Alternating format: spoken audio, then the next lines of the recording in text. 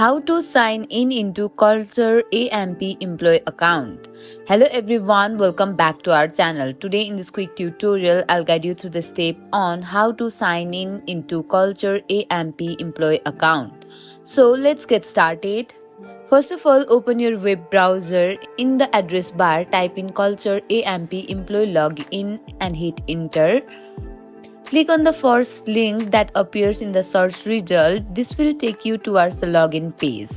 On the login page, enter your email address and password in the respective field. If you have forgotten your password, click on the forgot password link to reset it and follow the on-screen instruction. And that's it. With this, you have successfully logged in into your Culture AMP employee account.